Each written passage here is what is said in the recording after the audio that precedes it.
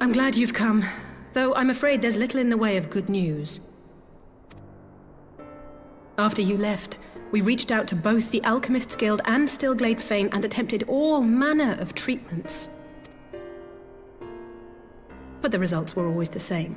Whatever the answer is, it's not alchemy or conjuring.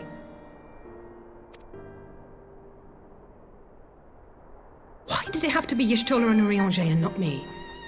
Out of all of us, they are the ones who could feasibly have solved this puzzle. And Alphino's still missing. God, it's all going wrong. Where do we even start? A grave situation indeed. Might I be of some assistance?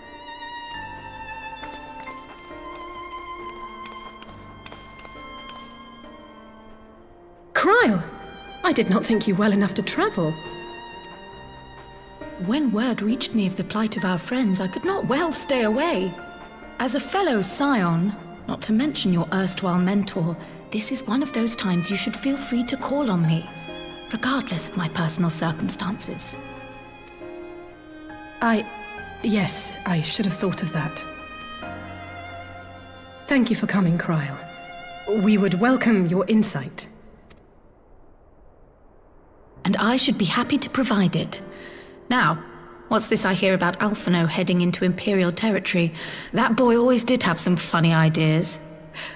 Do you remember the speech he gave when he was accepted to the Studium?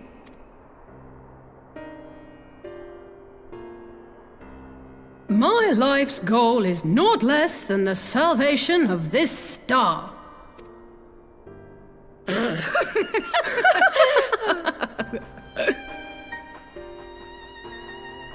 That particular grand pronouncement has been a source of great embarrassment to him, as you know. But the fact of the matter is, he meant every word and has lived his life accordingly. Yes, he remains altruistic to a fault. But I'm worried he was too fixated on his goals to see the dangers, as has happened before. You needn't be so concerned. Though his values remain the same, Alphino is not the blinkered boy he once was. Slowly but surely his eyes have been opened, thanks to a certain someone. A certain someone whom he'd be mortified to learn had heard about his little speech. Mum's the word, eh?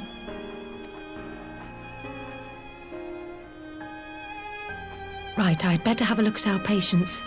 They're in the infirmary, I assume. I'll need absolute quiet, so it would be best if I did this alone. If you'll excuse me.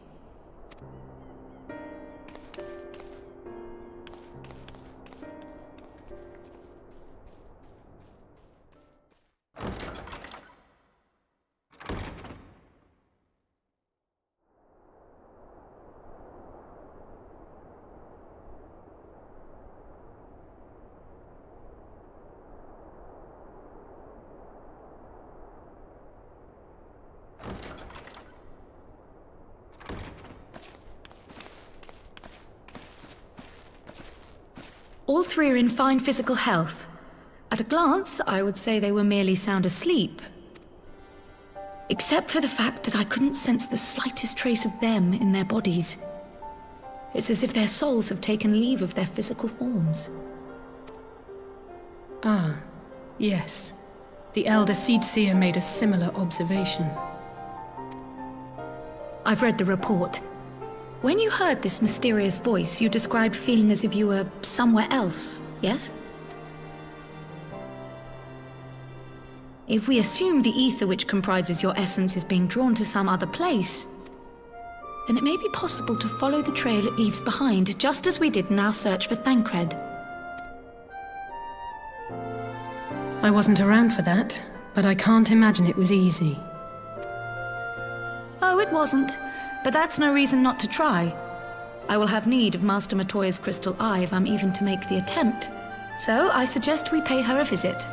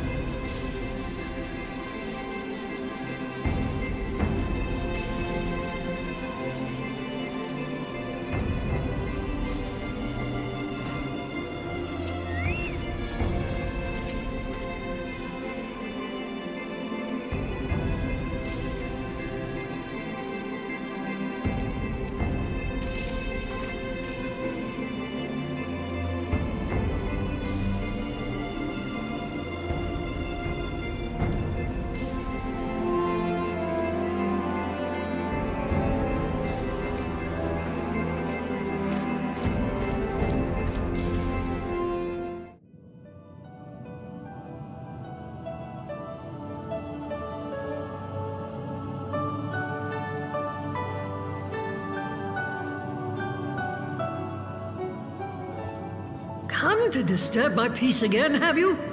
I hide myself away in a cave, and still you people insist on pestering me with your problems.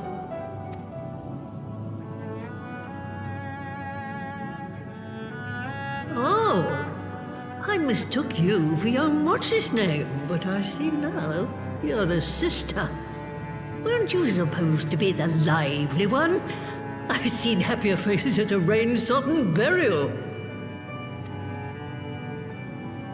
Well, I'm sorry to dash your expectations, but the situation isn't exactly conducive to gaiety.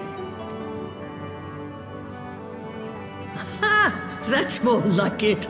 Stoller used to spit and hiss like a wildcat too.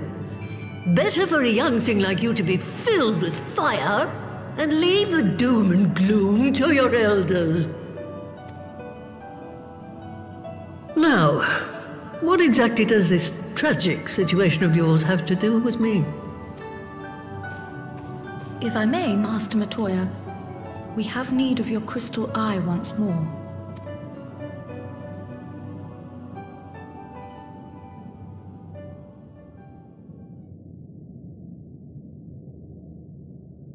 And Stoller is one of the afflicted, is she? Very well. She may be an ungrateful stray, but she's my ungrateful stray, and I'll not see her buried before I am.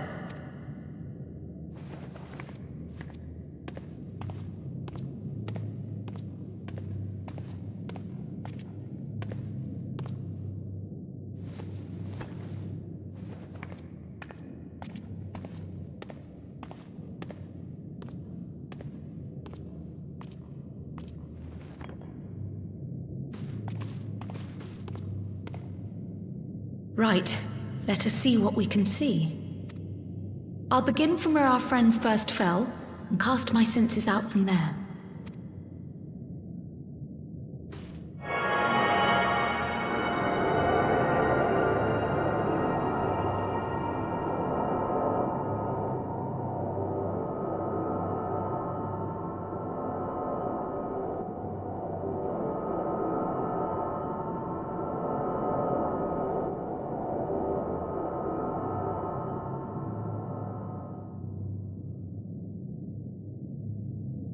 What is it? Did you find them? This doesn't make sense. How is it even possible? How is what possible? Kryl, what did you see? The threads, they just ended. And no, I didn't lose track of them. I followed them as far as they went. It's as if they were cut off. Could their ether have dissipated if it had? Oh, gods! Their bodies are just husks. It's like the Broodmother's daughter all over again. No, this is different. The Kalyana girl was already dead, body and soul, when Lakshmi effected her resurrection. Aye, let's not jump to conclusions. If their physical forms yet breathe and show no signs of wasting, then it follows that their souls must still be intact somewhere. But where? That's the question, isn't it, girl? Death has not taken them to the ethereal sea, yet there are no tracks left for us to follow.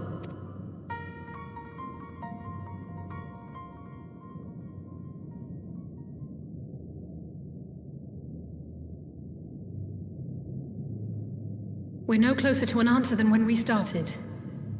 But knowing their souls are still out there is progress of a sort. We just have to keep looking. Pray, excuse me a moment. Yes? I remember, but... What, to Ala-Mhigo? We're on our way. That was Lyse. Apparently, a group of Populares have defected to Ala-Mhigo, and Maxima, the envoy Alphinaud left with, is one of them. I'm sorry. I realize we've barely begun here, but... Go, child, go! You've made up your mind, and life's too short for dithering. I'll do some digging in the meantime and see if there isn't some other method we could use to continue the search.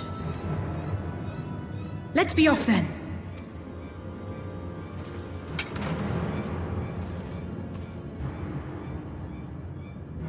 Oh, not again. The enchantment barely seems to take these days. I chalk it up to old age, but I rather doubt it's that simple.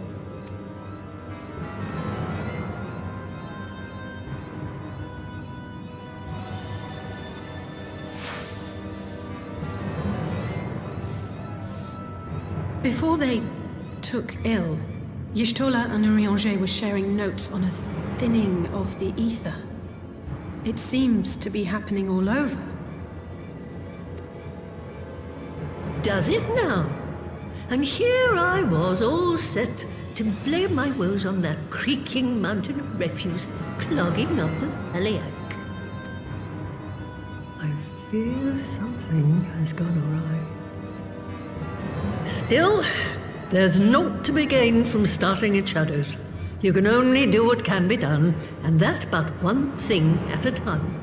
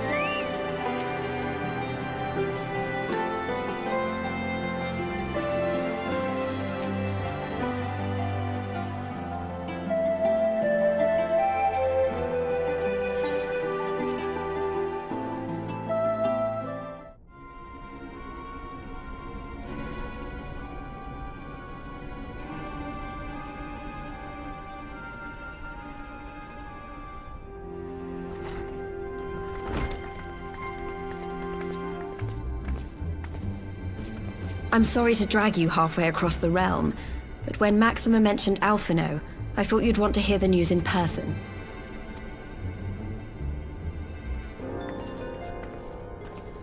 Ah, we meet again. Though I was hoping our reunion would be under more auspicious circumstances.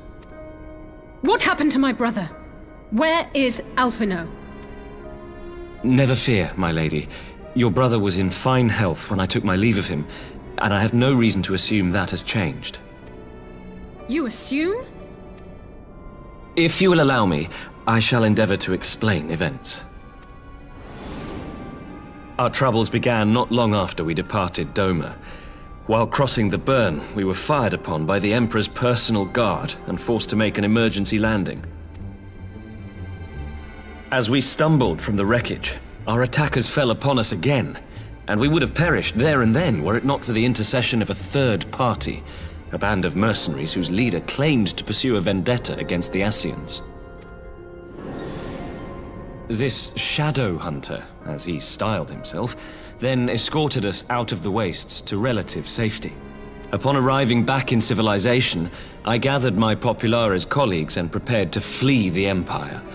Master Alphinaud, however, declined the invitation to join us, preferring to continue his investigation into the Ascian threat. Well, at least he's not lying in a heap in the burn. Tell us more about these Ascian hunters. Who are they? And is Alphinaud still with them? He is. As to who they are, I'm afraid I have nothing to tell you. Beyond the fact that they root out and destroy Ascians, they were unwilling to divulge anything which might serve to identify them. They would not even reveal their next destination. But Master Alphinaud asked to accompany them all the same. Since parting company with your brother, we've been engaged in a game of cat and mouse with the Emperor's guard. We made our way through province after province, finding the army busy restoring order wherever we went, until we finally arrived here in Ala Mhigo. I cannot thank Commander Aldin enough for giving us such an unexpectedly warm welcome. I'm not inclined to turn away refugees, no matter which land they call home. And if they can tell me how things lie in Garlemald, all the better. On that subject, there is much I would tell you. During the course of our journey, we heard tales that an entire rebel army had been slaughtered in the space of a single night. It would seem my former comrades grew tired of putting down uprisings in the conventional manner, and chose instead to bring a formidable new weapon to bear. Details were sparse, but the rumor alone was enough to dampen the flames of rebellion. I have also heard reports that several companies have withdrawn from their designated provinces and begun marching westward. It is my assessment that the Empire's forces are mobilizing for a large-scale military engagement. Westward? You mean they're getting ready to invade Ala Mhigo? We knew this was coming, but not that it would be so soon. We've barely even begun to shore up our defenses. They won't stop an invading army. No, they won't. Dispatch messengers to the Alliance leadership requesting reinforcements, and send word to our officers in the field to hasten completion of those border fortifications. Prepare to meet the Imperials head-on! No matter how quickly we act, we still want for time. When the enemy comes into view, our best recourse will be to open negotiations with their commander, and see that the ensuing proceedings take as long as possible. Would you and Alisaie head to Doma and let Lord Hien know about this? I'm sure he'll want to hear about Alphinaud too. Consider it done. We'll send word when...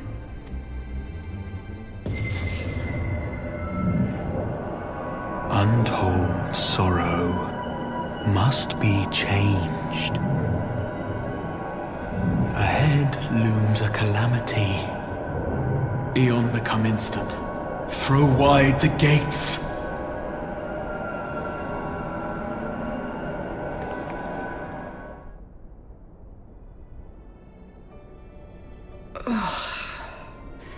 You heard it too. Well, at least we're both still standing. Oh, thank the gods. I thought we'd lost you for a moment there. Why does this keep happening?